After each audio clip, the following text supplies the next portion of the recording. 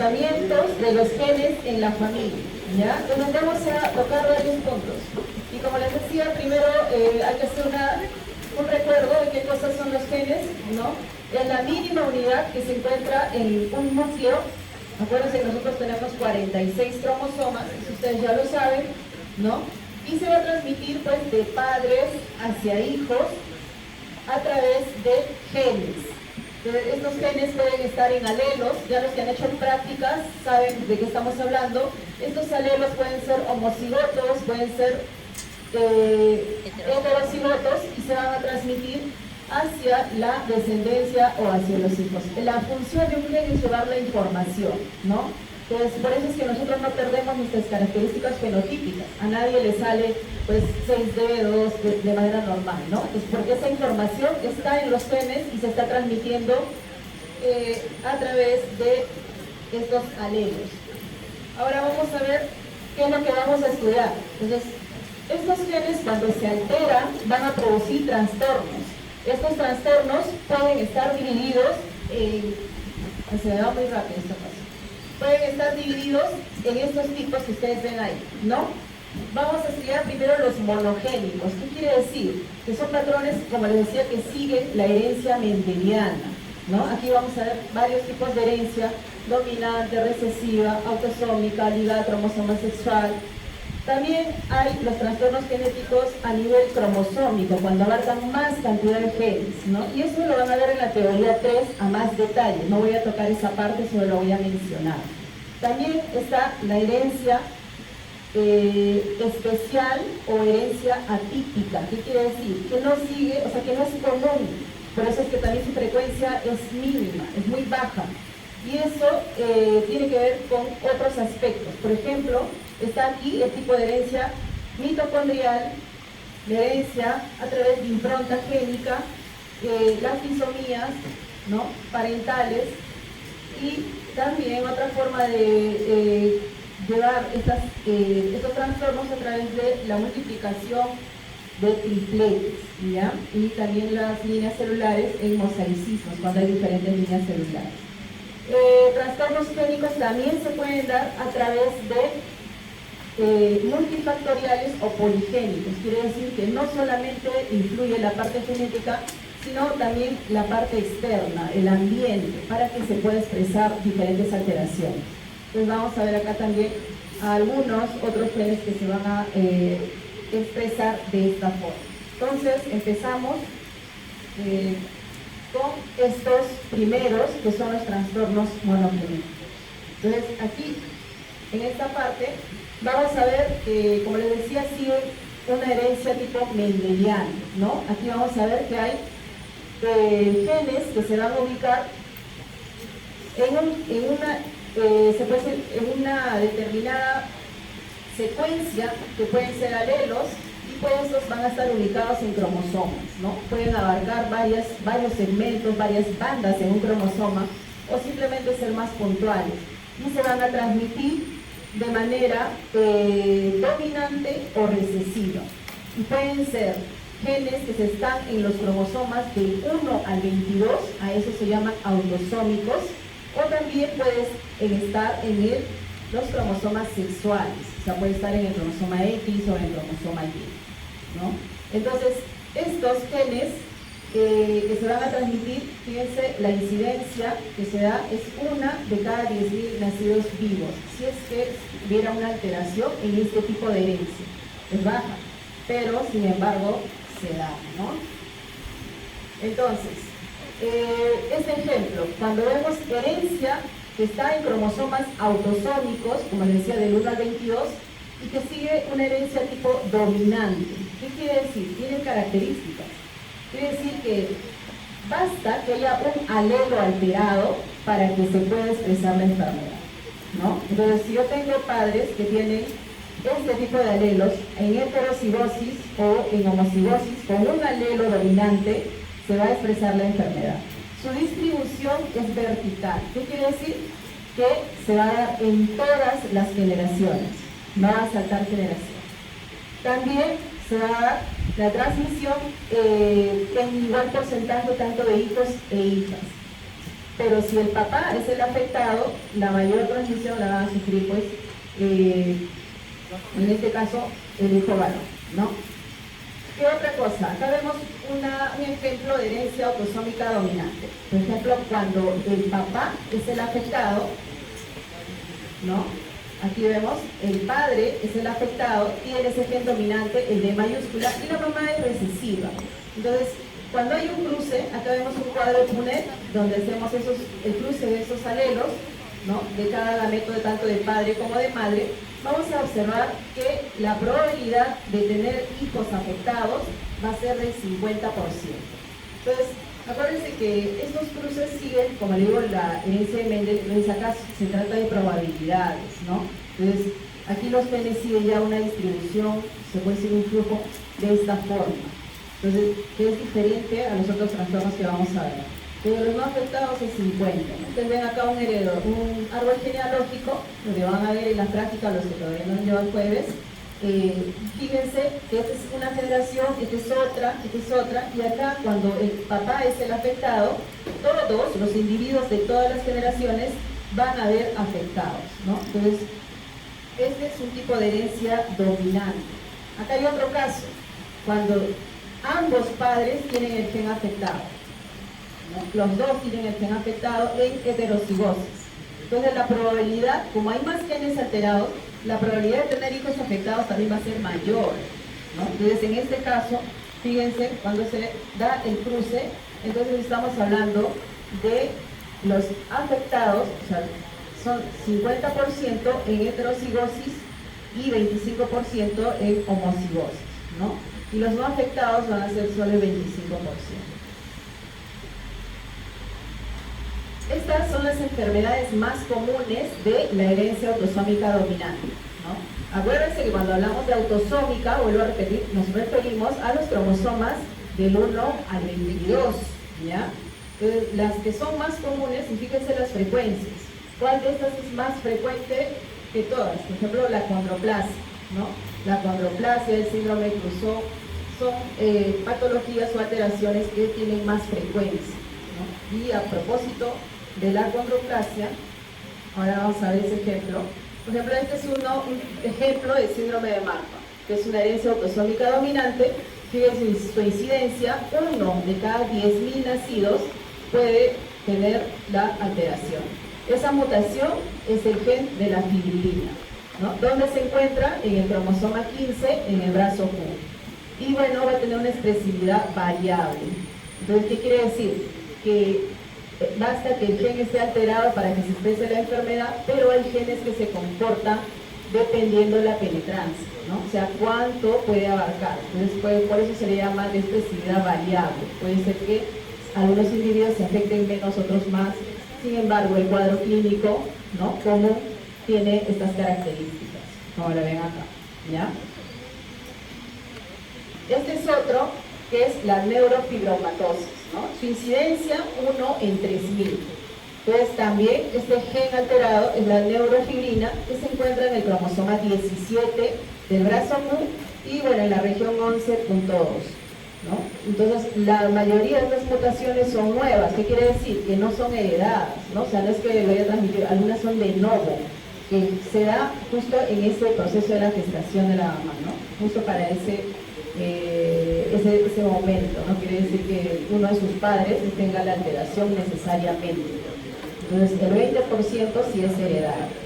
Y bueno, va a implicar, ¿no?, esta alteración en esta zona, duplicaciones, inserciones, deleciones de segmentos de ADN en ese cromosoma.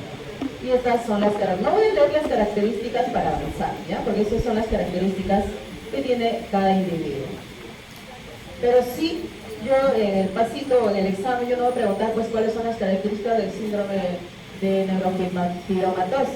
Yo lo que voy a preguntar es a qué tipo de herencia pertenece, ¿no? Eso es lo que me interesa a mí. Es qué tipo de trastorno es, monogenético, cromosómico, es una tipo de herencia mitocondrial. Esas son las preguntas que voy a hacer. Este es otro ejemplo, herencia autosómica dominante también, Pero tiene una particularidad, la condroplasia, fíjense la frecuencia 1 en cada 10.000 o 20.000 individuos. El gen mutado es este de acá, R3FCF, ¿no? Y se encuentra en el cromosoma 4, en el brazo P, en la región 16. Pero la diferencia es que este gen también actúa en penetrancia. Quiere decir que individuos que tienen los dos alelos mutados en homocigosis es no viable, o sea, no van a nacer. La mamá se puede embarazar, pero se pierde. Sin embargo, los que llegan a nacer son los que tienen heterocigosis, o sea, un alelo afectado y un alelo no afectado, ¿ya? Entonces, estas son las características químicas. Entonces, cuando hablamos de alteraciones en este tipo, estamos hablando de segmentos grandes, por eso es que también las mutaciones son aberrantes, se dice, ¿no? No son puntuales. Y por eso es que el cuadro clínico también es severo, ¿ya? Y muchos de esos pues pierden calidad de vida también, y su esperanza de vida también se va reduciendo en función al grado de penetrancia o expresividad del gen, ¿no? Cuánto es que se está abarcando. Y eso lo vamos a ver a más detalle cuando veamos mutaciones puntuales. Entonces, como les decía, tiene mucho que ver estos factores que según la actividad de ese gen, si está en mayor expresividad o penetrancia o plentropía, es que vamos a ver la gravedad o la severidad de la patología o del cuadro clínico, ¿sí? Entonces, esto tiene mucho que ver con el fenotipo cuando se habla de este tipo de herencia, tanto herencia autosómica dominante como también la recesiva, ¿no? Hay muchos genes que van a actuar de esta forma como herencia, ¿ya? Ahora, hablemos de la herencia autosómica recesiva, su mismo nombre lo dice, ¿no? Está recesiva, o sea, quiere decir que tiene que haber genes en homocigosis, como se ve acá, genes recesivos o alelos recesivos, ¿ya? Para que se pueda expresar o se pueda transmitir lo que yo estoy estudiando, la alteración o la patología. Su frecuencia es menos frecuente, ¿no? 1 de cada 20.000 a 50.000 casos se va, ¿ya? Entonces, aquí, para que haya un hijo con esta patología o que sea autosómico recesivo, los padres van a tener que ser heterocigotos, ¿no? O si no, pues un papá afectado, recesivo, con un heterocigoto para que tenga eso. Entonces, la distribución es horizontal. Entonces, ¿eso qué quiere decir? Que me va a saltar generaciones, o sea, no se va a dar en todas las generaciones. Si yo tengo un papá, ¿no? En este caso una mamá que es portadora, o sea, ella no hace la enfermedad porque tiene un alelo que no está mutado, solo el R minúscula es el mutado, y otro papá también afectado, su probabilidad de tener hijos afectados que hagan la enfermedad es menor, ¿no? Entonces le decía 1 en 20.000 o 50.000, a diferencia del dominante. Entonces acá el 25% nada más va a estar afectado. Los otros van a ser los heterocigotos, son portadores, y el que es como en homocigosis, ese es el individuo sano. Ese es en el caso de que los progenitores sean con alelo mutado, ¿no? En el segundo caso, por ejemplo, acá tenemos padres que son portadores también, ¿no? Pero uno es dominante, o sea, este de acá no es un individuo saludable y una señora que es portadora. Entonces su probabilidad va a aumentar, ¿no? Aquí, aumentar no, más bien su probabilidad va a disminuir notablemente porque no va a haber recesivos, ¿no? Van a haber 50% de individuos saludables y 50% de individuos portadores, ¿ya? Entonces, en resumen, de todo este tipo de herencia que sigue la probablemente, es que estamos viendo diferencias entre dominante y recesivo. El dominante tiene herencia vertical, el recesivo tiene herencia horizontal, o sea, se transmite en algunas generaciones, normalmente asalta 2, 3 generaciones, ¿ya? Estas son las enfermedades más comunes para herencia autosómica recesiva. Fíjense, talasemia, fibrosis quística, fenilcetonuria. Vamos a tocar unas cuantas y explicar. Por ejemplo, es de herencia autosómica recesiva para fenilcetonuria, ¿no? Fíjense la incidencia, 1 en 20.000. El gen mutado, la enzima de la fenilalanina, hidroxilasa, está en el cromosoma 12 en el brazo Q, en la región 24, ¿no? Y fíjense acá en este árbol genealógico. Los afectados en la tercera generación son hijos de padres que no son afectados, son saludables. Incluso la primera generación no tiene nada. Entonces, cuando yo veo que salta así generaciones, yo digo, esto es recesivo, ¿no? Entonces, justo la información ahí la tienen del cuadro clínico para este tipo de patología. Este es otro, fibrosis quística, también es una herencia autosómica recesiva, ¿ya? La alteración, ¿dónde se encuentra? En el cromosoma 7, en el brazo Q, en la región 3, ¿no? Y vamos a ver que, bueno, ustedes ya saben, la fibrosis quística es una de las enfermedades más comunes. Fíjense acá la incidencia también, 1 en cada 2.000 individuos, bueno, para la población europea, ¿no? 60, hay de 70 a 100.000 afectados total, ¿no?, en el mundo. Y bueno, se ha mapeado, por eso que se sabe que SCG, ¿no?, el CFTR, que se encuentra en este cromosoma, el que se muta, y por eso se da todo este cuadro clínico. Este es otro, la alkaptonuria. Esta es una también mutación del gen HGB, donde los individuos tienen una característica la orina es de color oscuro, marrón, ¿no? Y es porque tiene esta enzima sobreexpresada, una mutación, ¿no? Tanto de la fenilalanina como la tirosina. Entonces, ¿dónde se encuentra? En el cromosoma 3, en el brazo Q, en la región 21 hasta la región 23, ¿no? Todo eso está alterado, ¿no? Y la incidencia o la prevalencia es 1 de cada 680.000. Casi bien bajita la frecuencia, ¿no? Entonces, igual, tienen aquí el primer caso que se reportó en Perú, por ejemplo, en 2014, porque no es común, ¿no? Se ha descubierto este caso, esta patología más o menos en los años 1900, lo leí. Pero en el Perú se reportó recién en 2014 el primer caso, una semana. Este es otro tipo de herencia ya igual, recesiva, pero ligado al cromosoma X. O sea, ya estamos hablando no autosómicos, sino ligado a los cromosomas sexuales. ¿Yo cómo voy a diferenciarlos? Entonces, la incidencia también es igual, ¿no? Su frecuencia es baja, también tiene una transmisión horizontal cuando hablamos de recesividad, ¿no? Y normalmente en estos casos la mujer es la portadora, ¿ya? Las mujeres son las portadoras y el varón es el que sufre las consecuencias. ¿Por qué? Porque los varones pues tienen un solo cromosoma X, las mujeres tienen 2 cromosomas, ¿ya? Entonces, el gen alterado, en el caso de los varones, se va a transmitir, en este caso, a todas las... A ver. Sí. Luego vamos a ver aquí un ejemplo de herencia recesiva, por ejemplo, cuando la madre es la portadora y el padre es a ver, acá dice madre portadora y padre no portador, ¿no? Entonces, la madre tiene el R minúscula, que es el gen o el alelo, que es en recesividad. Entonces vamos a ver que el afectado va a ser uno de los hijos con 25%, en el caso de los varones, y el 25% no se afecta. Y en el caso de las mujeres, solamente van a ser portadoras, ¿no?, el 25%. O sea, las mujeres no van a expresar la enfermedad. Este es un ejemplo, por ejemplo, de la hemofilia, ¿no?, para este caso.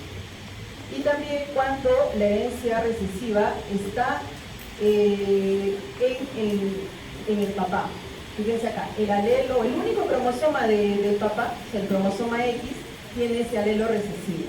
Entonces va a heredar a las hijas, porque transmite su único X a su descendencia femenina, y en este caso, las 2 mujeres, si tiene 4, ¿no?, el 50% de los hijos va a ser afectado, ¿ya?, en el caso de los varones. Y bueno, hijos no, porque él le transmite su Y a los hijos, ¿no? Acá no hay un afectado, 25% de los varones no va a tener la afección. Estas son las enfermedades más comunes que se han estudiado, ¿no?, en recesividad para el cromosoma X. Fíjense ahí, como les decía, la hemofilia, el daltonismo, son una de las más frecuentes. Fíjense, el daltonismo, 80 casos de cada 1000, ¿no?, nacidos que se pueden afectar. Y la hemofilia también. Su frecuencia es más alta a diferencia de otras enfermedades. Este es el caso de la hemofilia, por ejemplo. Fíjense acá, el gen mutado es el gen F8. ¿no? ¿Dónde se encuentra? Esta es pregunta de pasito, por ejemplo, ¿no? Yo puedo decir, la hemofilia es un tipo de enfermedad que tiene una herencia autosómica dominante, ¿no? ¿Verdadero o falso?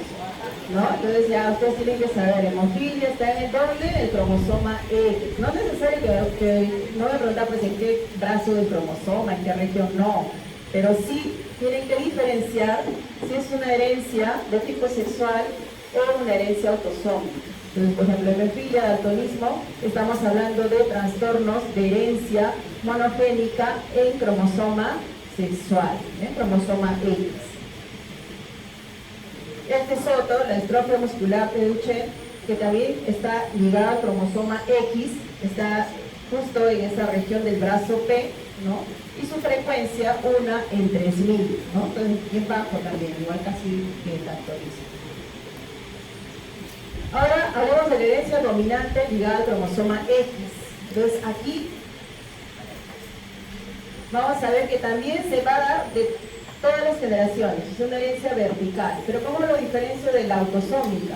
Porque aquí vamos a ver, si es que hay un individuo varón afectado, o sea, su único X está afectado, quiere decir que él va a transmitir su único X afectado a todas sus hijas. Entonces, todas sus hijas van a ser afectadas, ¿no? Y si yo pongo este cuadrito, puedo poner también un gráfico así, un árbol, y digo, ¿qué tipo de herencia es este? Entonces yo voy a decir, si el varón tiene su único X con un R, ¿no? Afectado, en dominancia, ese X le va a transmitir a todas sus hijas. Todas las hijas son afectadas. El individuo varón afectado, todas las hijas afectadas, ¿no? Entonces, esto es una herencia ligada al cromosoma X. Cuando el varón está afectado, se va a expresar de esa forma. Estas son las enfermedades comunes para este tipo de alteración de herencia, ¿no? Fíjense el síndrome del X frágil, el síndrome de Alport, el raquitismo y las frecuencias. Esos son los genes estudiados, ¿no? Y esta es la parte clínica, las características, cosas que yo no voy a preguntar, sino, como les digo, dónde se encuentra. Raquitismo es un ejemplo para este tipo de alteración de herencia dominante ligado al cromosoma X, ¿no? Ahí está el gen estudiado, ¿no? Y este es el cuadro clínico. Fíjense, tiene los huesitos bien sensibles, por eso es que se arquean, ¿no? Y este es otro tipo de herencia, que también lo hemos visto en la práctica los que ya llevaron el día martes. La herencia ligada al cromosoma Y también hay. ¿Quiénes van a sufrir esta patología? Los varones, pues no todos los que tienen el cromosoma Y. Entonces es una herencia, si yo veo así, dominante, porque está en todas las generaciones. ¿Cómo diferencia si es sexual o no? Porque los únicos afectados de un varón afectado son los hijos varones. Este es un ejemplo característico, la hipertricosis auricular, ¿sí? Que tienen pelitos en el pabellón del oído. Eso es dominante, quiere decir que sus hijos y sus nietos todos van a tener. Si es que todavía no les ha crecido pelito, mientras estos pelitos crecen también mientras va avanzando el edad. Así que ahora llegan a su casa y a ver, revísense todo. Es que ya. Este es un tema que lo van a tocar en la teoría 3, trastornos genéticos a nivel cromosómico. También es un tipo de herencia mendeliana, pero hablamos de características más grandes, ¿no? Aquí hay las alteraciones numéricas, donde están las trisomías, las monosomías, las polisomías, que también pueden ser autosómicas o pueden ser sexuales, o sea, pueden estar en una de esas, ¿no? Y las alteraciones estructurales, que está abarcando todo lo que es de lesiones, duplicaciones, inversiones, translocaciones, y eso a más detalle lo van a tocar en la teoría 3, pero también para que lo vean que no es un tipo de herencia a nivel cromosómico, ¿ya? Pero a nosotros nos interesa más esta parte, la herencia atípica. ¿Qué quiere decir? Que no es frecuente. Entonces, aquí sí vamos a detallar más. ¿Qué quiere decir? Que se va a dar no necesariamente en el ADN que se encuentra en el núcleo de la célula. En este caso, cuando hablamos de herencia mitocondrial, estamos hablando de una herencia que se va a transmitir de genes que no están en el núcleo, sino en una organela. ¿Cómo se llama esa organela? La mitocondria. Pues ya todos lo conocen, ¿no? Por las partes de la célula. Entonces, esa mitocondria tiene su material genético, ¿me ven acá? ¿No? De 37 genes. Esos 37 genes van a abarcar 16.569 pares de bases. De esos 37 genes, vamos a ver dos partes son ARN ribosomal, 22 partes son ARN de translocación, ¿no? ARN de transferencia, muy bien, y 13 son polipéptidos. Entonces, fíjense, todo este material genético se va a conjugar y se va a transmitir. ¿Pero quién lo va a transmitir? La mamá. ¿Por qué? Porque al momento de la fecundación, acuérdense ustedes que el óvulo es una célula completa, tiene su núcleo y tiene su citoplasma. Los mitocondrias se encuentran en el citoplasma del núcleo, ¿no? En el citoplasma de la célula. Sin embargo, el espermatozoide reduce tanto su citoplasma que solamente se queda con el núcleo. Y solo el núcleo va a ingresar a fecundar al óvulo. Entonces, por eso es que estas mitocondrias van a transmitir este material genético solamente en las mujeres, ¿no? Porque ellas están llevando ese tipo de herencia. Y las mujeres pues lo van a transmitir a todos sus hijos, ¿ya? Sea varones o sea mujeres. Entonces, esta transmisión o esta parte de acá se va a dar incluso, como digo, desde la fecundación. Entonces se va a heredar a partir de un solo alelo, ¿no? Existe una extrema variabilidad en la misma familia. ¿Por qué? Porque al momento que el óvulo está fecundado, va a haber un montón de divisiones celulares. Acuérdense que las células se dividen, pero no hay un patrón que diga, se van 5 organelas para acá y 5 organelas para acá. No, cuando se divide la célula, puede ser que se vayan 3 para acá, si hubiese 10 organelas, 3 para acá y 7 para acá, para una célula. En la siguiente se divide y se va 4 para acá y 6 para acá. Entonces eso hace que el ADN de la mitocondria, también cuando se está dividiendo, se vaya en diferente proporción, ¿no? Y eso va a hacer que haya heteroplasmia o homoplasmia si es que hay la misma cantidad de genes que vamos a ver tanto como vemos acá, ¿no? Por ejemplo, aquí vemos un cuadrito. A ver si veo de allá. Vemos este cuadro genealógico. Fíjense, la mamá con su ADN mitocondrial va a heredar a todos los hijos, ¿no? Tanto varones como mujeres. Pero el hijo varón que hereda ese ADN mitocondrial no lo va a transmitir a sus hijos. No hay nada. Simplemente las mujeres son las que transmiten ese tipo de herencia, porque hay genes que se van a expresar. ¿Y para qué se expresan esos genes en la mitocondria? ¿Para qué sirven? Acuérdense que la mitocondria tiene una función importante de producir ATP, ¿no? Y ese ATP es necesario para muchos procesos en el organismo, en todo el cuerpo.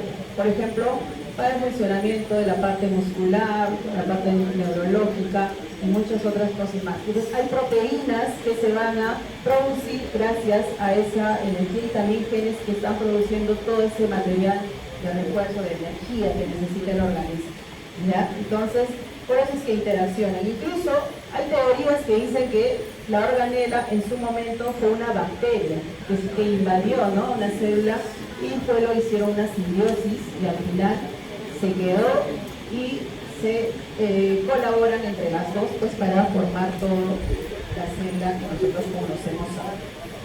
Entonces, fíjense acá, este es otro tipo, como les digo, de herencia, pero hay una heteroplasmia. ¿Qué quiere decir?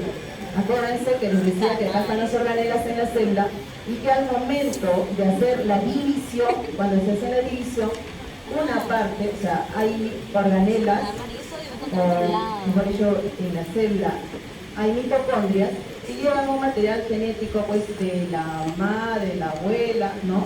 Que se han transmitido. Entonces, cuando se transmite a las células hijas, en este caso, que hablamos de trastornos a nivel de mitocondria, pueden haber alteraciones de algunos mitocondrios, ¿no? Que su material genético se ve alterado, ¿no? Y entonces, de eso, cuando se transmite, si hay una normal segregación, no va a haber problema, todos son las organelas que tienen ADN normal, ¿no? Y algunas van a heredar el ADN anormal. Entonces, a eso, cuando las cantidades son diferentes, o sea, diferentes a material genético normal y anormal, a eso se le llama heteroplasia. Y se van a dar en proporciones, ¿no? Por ejemplo, aquí hay, en este ejemplo, un 30% de heteroplasia. O sea, quiere decir que si este gen alterado se expresa para una determinada enfermedad, la severidad también va a ser menor, porque hay menos cantidad de genes alterados. Sin embargo, en esta otra división celular se heredó el 70% de mitocondrias con ADN alterado. Entonces, aquí la severidad de la enfermedad va a ser mayor, ¿no? A eso se llama heteroplasia, ¿no? Y si es que todos sus genes son igualmente alterados, pues eso es una mutante ya que no necesariamente es viable, ¿no? Pero va a producir, a eso se llama homoplasia. Y como les decía, la necesidad de usar estos ADNs mitocondriales es para que se dé el funcionamiento de diferentes estructuras en el organismo, ¿no? Y nosotros pues tenemos una cantidad de ADN mutado, ¿no? Pero que no logra pasar el umbral que se puede decir, y por eso es que no hacemos inmunopatología, a no ser que ya pase ese umbral y ahí sí vamos a ver alteraciones y enfermedades como estas de acá, ¿no? Estas enfermedades que son de tipo mitocondrial, por ejemplo, neuropatía óptica hereditaria, síndrome de epilepsia y otras más, que son mutaciones. Cuando se habla de mutaciones puntuales, quiere decir que es un gen o dos genes nada más alterados. En cambio, cuando decimos de lesiones o duplicaciones, hablamos de secuencias grandes, donde abarcan más cantidad de genes que están alterados, ¿ya? Y estos son, por ejemplo, una lista de genes que se han estudiado, mitocondriales, que se pueden alterar, ¿no? Que se alteran y van a expresar diferentes patologías en el organismo. Incluso algunos están considerados como enfermedades raras, no tienen un nombre, ¿no? Solo pocos tienen un nombre cuando tienen ya todo un cuadro clínico definido. Por ejemplo, este de acá, el síndrome de epilepsia mioclónica con fibras rojas desestructuradas, ¿no? Así se llama el nombre, todo largo. ¿Qué quiere decir? Que en los músculos hay fibras, ¿no?, que están alteradas, que no van a tener funcionalidad. Entonces eso se va a dar en la niñez y se da por un cuadro de heteroplasia, ¿no? Hay una cantidad alterada de ADN mitocondrial para que se exprese esta enfermedad. ¿Cuáles son los genes alterados? Estos de aquí, ¿no? Hay una, en la posición 8344, una adenina se mutó por una guanina, ¿no? Entonces, un intercambio y por esa mutación pues se va a dar todo este proceso. Y bueno, todo es el cuadro clínico. Pero mi pregunta de paso, por ejemplo, puede ser el síndrome de epilepsia, bueno, vamos a tener que poner todo este nombre, es un tipo de herencia de qué tipo, o sea, ¿qué tipo de herencia es? ¿No? Entonces uno dirá, pues, puedo poner ahí mis alternativas y decir una herencia mitocondrial de homoplasia, ¿no? O heteroplasia, mitocondrial o herencia autosómica dominante, pero ya ustedes marcarán cuál es la alternativa correcta. Este es otro tipo de enfermedad de Karsay, donde también hay una alteración, ¿no?, o una mutación en ese tipo. No dice en qué tipo se da heteroplasma o homoplasma, pero ¿por qué? Porque todavía seguramente no está tan estudiado, ¿no? Acuérdense que para esto hay que hacer un secuenciamiento de todo el ADN y ver dónde están las mutaciones posibles. Entonces, como no son muy frecuentes, tampoco hay pues mucho material como para estudiar, ¿ya? Pero ese es otro tipo de enfermedad que se da en la mitocondria. Hablemos ahora de la impronta genómica. Pues, ¿qué quiere decir impronta genómica? Entonces, esto está dado cuando nosotros tenemos alteraciones ya en puntos específicos. O sea, se da en menor cantidad, o sea, menor del 1% de los genes. Ya no son como estábamos hablando hace rato con herencia, deleciones, duplicaciones, en cantidades grandes, sino estos son cantidades más pequeñas, ¿no? Y los genes improntados se pueden silenciar, se puede decir, en un determinado momento. ¿Para qué se silencia? Para hacer a veces simplemente la diferencia de un individuo a otro. Se dice que nosotros, por ejemplo, nos parecemos entre nosotros solamente en el 99.9%, o sea, el 0.1% somos diferentes. ¿Y por qué? Si tenemos la misma cantidad de genes. Pero eso hace que nos diferenciemos, ¿no? Por eso es que yo, por ejemplo, soy una estatura hasta acá la normal o menos de la normal, hay otros que son más altos, nos diferenciamos, si no seríamos clones. Los clones sí son iguales y aún a pesar de eso todavía se asume que son iguales, pero sin embargo se ha visto que también hay diferencias.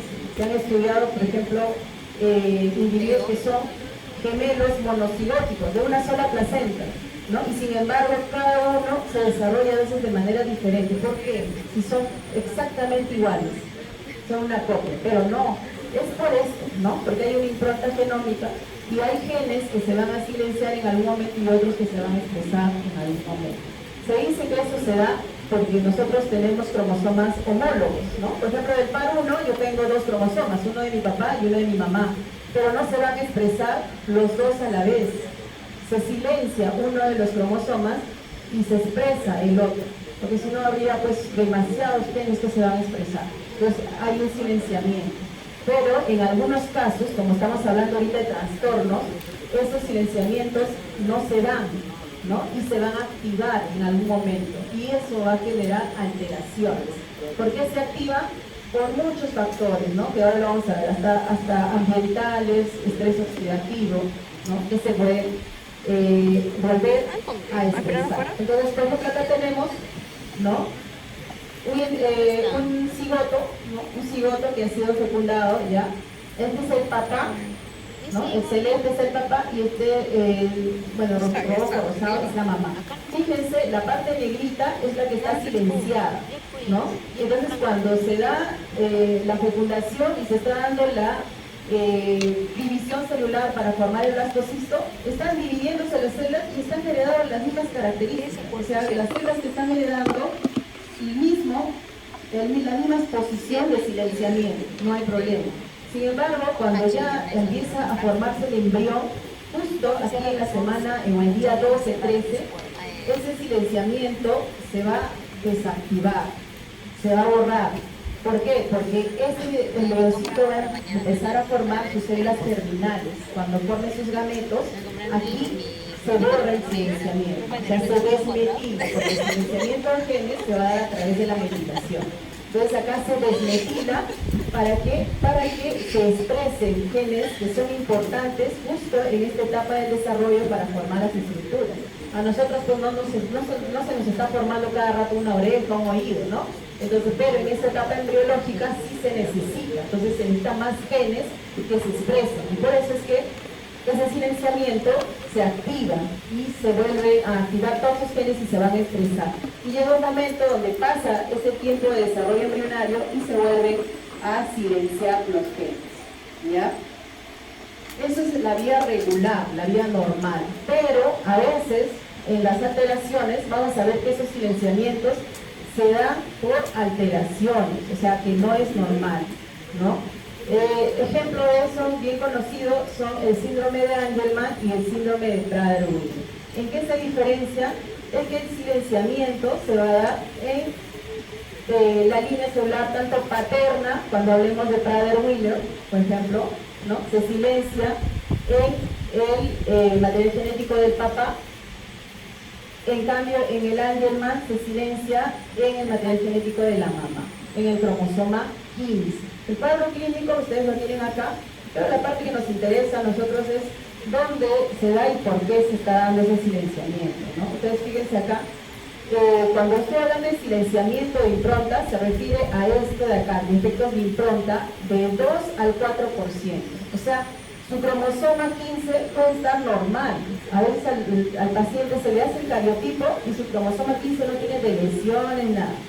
Simplemente el gen no se expresa, está formado, pero no se expresa. A eso se llama silenciamiento. Pero eso de una falla en la impronta es del 2 al 4%, ¿no? Y es uniparental cuando viene de la línea paterna del 3 al 7%. Pero cuando hablamos de lesiones, esto sí es más grande, esto sigue la herencia mendeliana, como decía, de trastornos cromosómicos, Esto es mayor, ¿no? Aquí del 70 al 75%. Por eso es que son menos frecuentes, ¿no? Cuando son de este tipo por silenciamiento, ¿no? Y en el Prader-Willi también, fíjense, está en el mismo cromosoma 15, pero en su impronta del 1 al 3%, ¿ya? Entonces también puedo preguntar aquí, ¿no? Y digo, no sé, a ver, vamos a inventar una pregunta. El síndrome de Prader-Willi, que se da por lesión de línea materna, puedo decir, se refiere a un silenciamiento genético o un trastorno de impronta génica. ¿Verdadero o falso? Falso, ¿no? Porque cuando yo hablo de las lesiones, ya no son trastornos de impronta, son trastornos de tipo cromosómico, ya. Estamos hablando de gran cantidad de genes. Cuando hablamos de lesiones, son pérdidas de gran cantidad de genes. En cambio, cuando yo hablo de impronta, de silenciamiento, vamos a ver que es un pedacito pequeñito, ¿no? Y bueno, ese es el cuadro clínico, ¿no? Es un individuo que no tiene ninguna alteración en su cromosoma 15 ni por silenciamiento ni impronta, va a tener un individuo normal, ¿no? Y si se silenciasen los dos, del papá y de la mamá, eso es letal, ¿no? Eso no va a nacer. Estas son otras enfermedades que se dan por este tipo de alteración en impronta, ¿no? Síndromes comunes, que ya no he mencionado los ejemplos, pero tienen el mismo fundamento, ¿no? Es la no expresión de determinados genes. Hablemos ahora de las afecciones por disomías uniparentales. O sea, esto se va a dar cuando la alteración cromosómica viene por una de las líneas de los padres. O sea, puede ser de papá o de mamá, ¿ya? O sea, por eso es que se llama heterodisomía, si es que estos están presentes en los cromosomas homólogos del mismo progenitor. O irisomía, cuando son el mismo cromosoma homólogo se encuentra duplicado. A ver, vamos a explicar eso. A ver, fíjense acá. La célula de papá tiene sus alelos, ¿no? Y la mamá tiene sus alelos también acá. Alelos digo sus cromosomas, son sus cromátides, ¿no? Y sus cromosomas vienen con su homólogo. Vamos a decir que sea pues el par, no sé, 15, ¿no? Y tiene acá uno de papá y uno de mamá, tiene sus cromosomas acá. Cuando se va a dar la espermiogénesis o la espermatogénesis, este cromosoma debería ir solamente una cromátide, porque se va a hacer meiosis. Entonces, pero sin embargo acá se van las dos, fíjense acá, ¿no? Se van las dos, y justo de la mamá no va ni uno. Esta célula en división, la célula hija, o sea, la otra célula hija se llevó los cromosomas y la otra se llevó nada, o sea, se quedó vacío. Y cuando se da la fecundación, vamos a ver que solamente hay herencia de este cromosoma de la línea paterna. A esto se le llama disomía uniparental, ¿ya? O sea, que viene de un solo padre, de herencia que se va a dar. En este caso también puede ser que se dé igual, ¿no? Se hereda un solo alelo, una sola cromátide del papá, y de la mamá no hay segregación, ¿no? Y se van los dos alelos. Y va a formar una trisomía, pero en las constantes divisiones, acá se nota como si fuera uno, pero acuérdense que la célula en ese entonces, después de la fecundación, tiene un montón de divisiones, ¿no? Y en una de esas divisiones, estas células va a perder justo la cromátide del padre, ¿no? La cromátide, sí, el cromosoma del padre. Y entonces se va a quedar solamente de línea materna.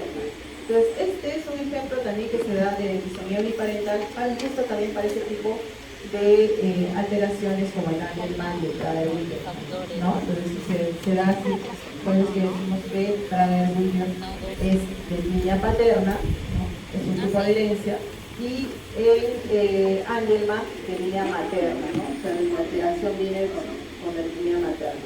Pero no es tan frecuente como les digo, ¿no? Pero sigue este tipo de herencia.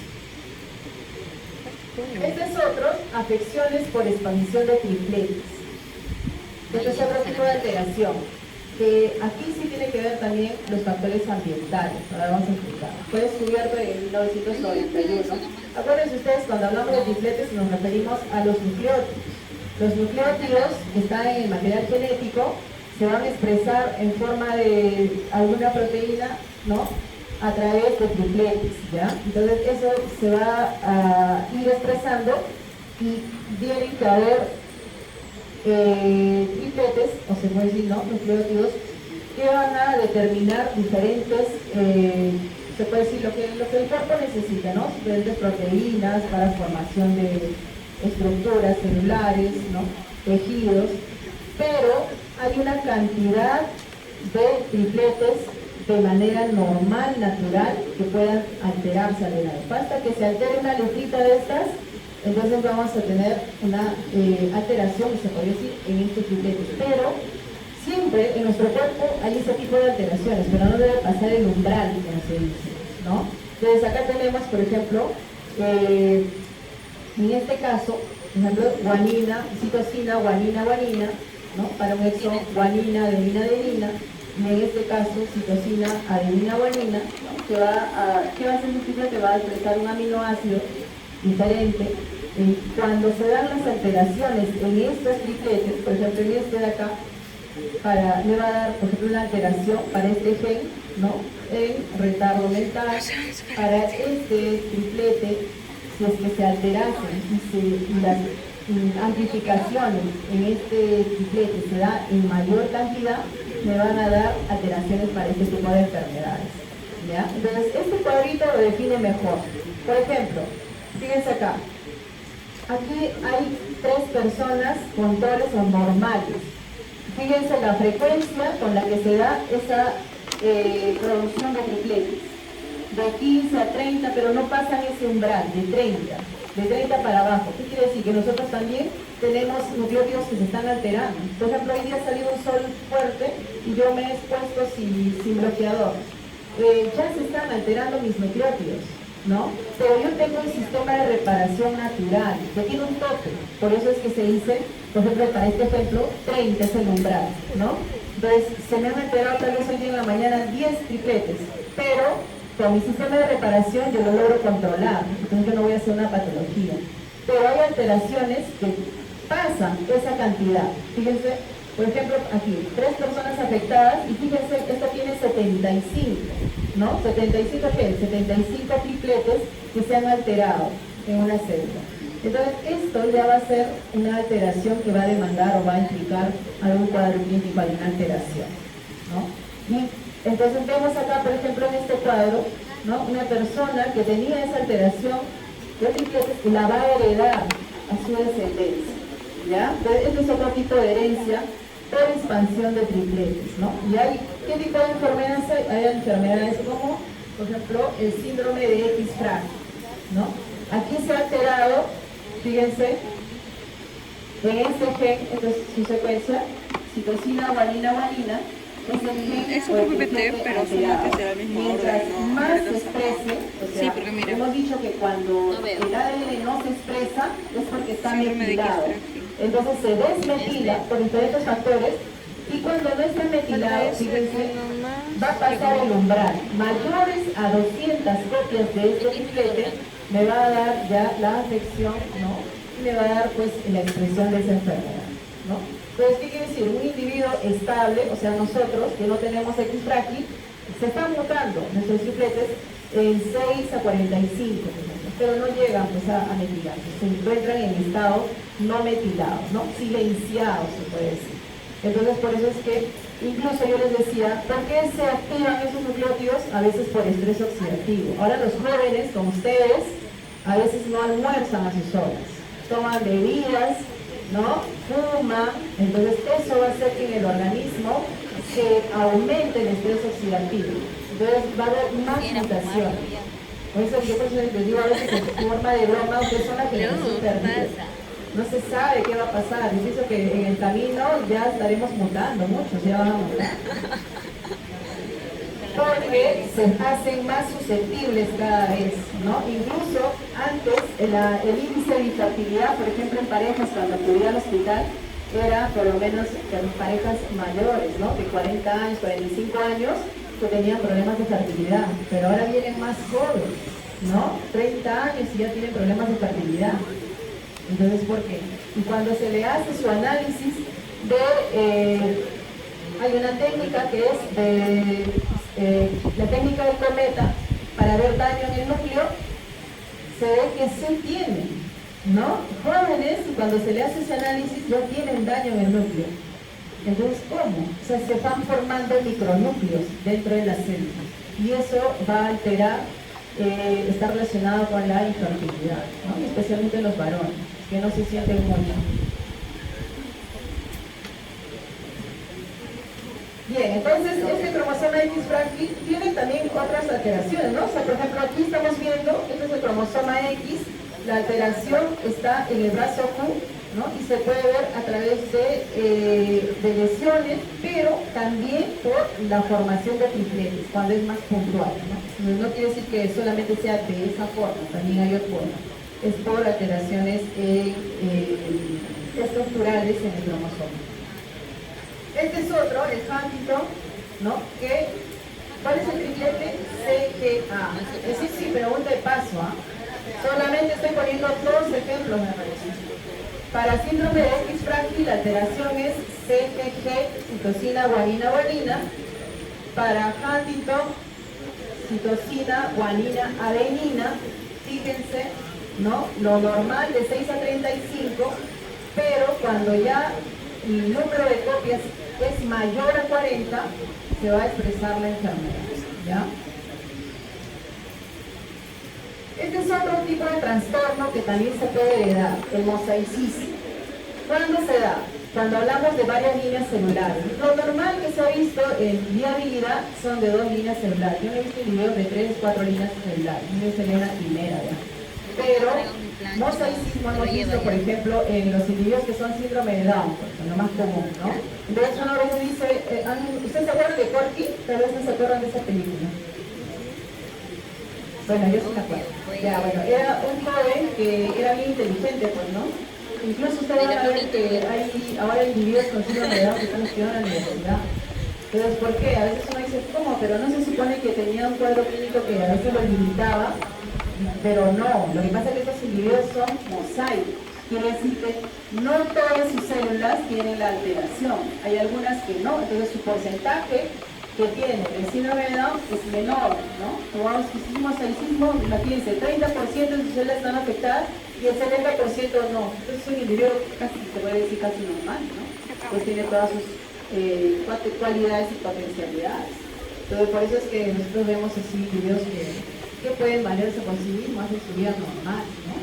Entonces, a eso se refiere mosaicismo, varias líneas celulares en un individuo, ¿no? Donde no necesariamente están todas alteradas, ¿ya? ¿Y cómo ocurre? En alteraciones que se van a dar después de la fertilización por no distribución de cromosomas, ¿no? En este caso. Los más comunes, como les decía, son ya patologías grandes, como síndrome de Down, el Turner, que se ha visto. Aquí tenemos mosaicismo, pues como les decía, ¿no? Justo empieza en la parte germinal, cuando el individuo tiene más de una línea celular, ¿no? Incluso la condroplasia, se podría decir que es un tipo de mosaicismo porque es heterocigoto y como tiene penetrancia, hay algunos genes que se van a expresar más, otros menos, por eso es que sus células son diferentes, ¿no? Y el individuo pues no hace tanta... Ustedes han visto que hay individuos acondroplásticos más severos, tienen más limitaciones, y otros incluso son acondroplásicos pero tienen una estatura un poco más alta, ¿no? Entonces quiere decir que son mosaicos, ¿no? Este es otro tipo de herencia multifactorial y poligénica, ya estamos terminando ya. Entonces aquí, este tipo de herencia se llama multifactorial porque no solamente depende de la parte genética, aquí también influye el factor ambiental. Y esto es importante, por eso digo que estamos mutando. ¿Por qué estamos mutando? Porque el factor ambiental nos está haciendo cambiar para ser más resistentes. Acuérdense la ley de dónde, ¿no? Que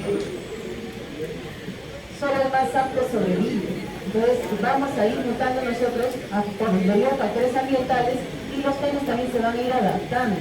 Y en el caso de nosotros que estamos viendo ahorita de trastornos, pues esto va a determinar un determinado alteración o patología clínica en función a estos genes que se pueden expresar o no expresar dependiendo del factor ambiental, ¿ya? Entonces hay un umbral de susceptibilidad, ¿no? ¿Qué quiere decir eso? Por ejemplo, aquí tengo que la probabilidad del 2 al 4% van a presentarse en familiares con individuo afectado. Es muy bajo. O sea, ¿por qué? Porque necesitamos que todavía se van a expresar estos genes por estímulo de factores externos, ¿ya? Y aquí encontré esta diapositiva que les traigo acá. Por ejemplo, se ha estudiado que las mamás fumadoras, por ejemplo, ustedes dicen, uy, pero si la señora fuma y está embarazada y su hijo nació normal, no tiene problema. No va a tener problema en la segunda generación. ¿Por qué? Porque todavía su epigenética no se ha alterado, ¿no? Sus genes todavía se están transmitiendo de manera, se puede decir, entre comillas, normales. Pero a partir de la tercera generación es el problema. Ahí es donde esos genes que estaban silenciados se van a expresar. Por eso genes para el cáncer que se van a expresar, ¿no? Y va a ser la afección, ¿no?, hacia las siguientes generaciones, ¿ya? Entonces, fíjense ustedes aquí, por ejemplo, en este ejemplo, ¿no? Una madre no tiene problema, su feto, la segunda generación, nada, pero esas células se siguen dividiendo y siguen transmitiéndose hacia los nietos, bisnietos, y ahí se va a ver pues la enfermedad. ¿Quién lo está alterando? ¿Quién está ayudando a que esos genes se alteren? El factor externo, ¿no? El fumar, pues la nicotina, todo eso. Este es otro ejemplo de también epigenética que está influido por factores ambientales, ¿no? Es un estudio incluso que hicieron en esta época de donde había mucha guerra con los judíos, me parece, ¿no? Donde a las mamás las sometían a estrés, ¿no? A las madres, ¿no? Y veían que su descendencia pues tenía dificultades en el cuadro clínico. Incluso ahora, después de esos estudios, se han visto que los individuos tienen genes alterados, ¿no? Entonces hay una como predisposición, el cuerpo piensa que no va a tener expectativas de poder expresarse, entonces va a empezar a cambiar. Por eso es que también se dice, a veces uno dice, voy a ayunar, ¿no? No voy a almorzar hoy día. Entonces tu cuerpo piensa que no hay comida, se acaba la reserva de tu cuerpo y a la siguiente, cuando ya empieces a almorzar, al día siguiente normal, va a guardar todo eso, lo que has almorzado, ¿no? Lo va a asimilar, lo va a poner en reserva, porque va a pensar que va a venir otro día igual, que no vas a comer, ¿no? Entonces, por eso es que a veces uno dice, ¿por qué engordo si no estoy comiendo bien? Pero haces un desorden en tu alimento. Entonces el cuerpo también, sus genes se alteran, ¿no? Entonces empiezan a reservar y se aumenta su nivel de insulina, y a veces a eso se refiere acá, ¿no? Entonces han visto que estas enfermedades, que pongo como ejemplo, están alteradas por el entorno también externo, que van a influir a que esos genes se readapten, ¿no? Se expresen de diferentes formas, ¿ya? Entonces, aquí vamos a ver que hay una programación, se dice, por eso se llama una programación, incluso a riesgos de enfermedades metabólicas. A ver, silencio, ya vamos a terminar, porque ahorita voy a empezar a preguntar, ¿no? Así que, como si vamos, estarán tomando nota. ¿Alguien me iba a avisar qué horas son? Ya acabó. ¿9 y 10? No hay. Ya, entonces vamos a concluir, terminamos. Es para que vean el ejemplo, ¿no? De cómo es un ambiente óptimo de una persona que recibe todas las partes, o sea, el pulmón, que está embarazada, toda su forma, como le digo, óptima. Entonces, incluso sus genes se van a comprometer, fíjense que van a haber genes que expresen para la longevidad en su determinado momento, ¿no? Va a crecer bonito. En cambio, cuando vive en un ambiente privado, ¿no?, de alimento, de factores externos que van a alterar, entonces fíjense todo lo que puede pasar en su entorno. Así que ya, con todo este ejemplo, espero que ustedes tomen conciencia también de que es importante estudiar nuestros genes y generar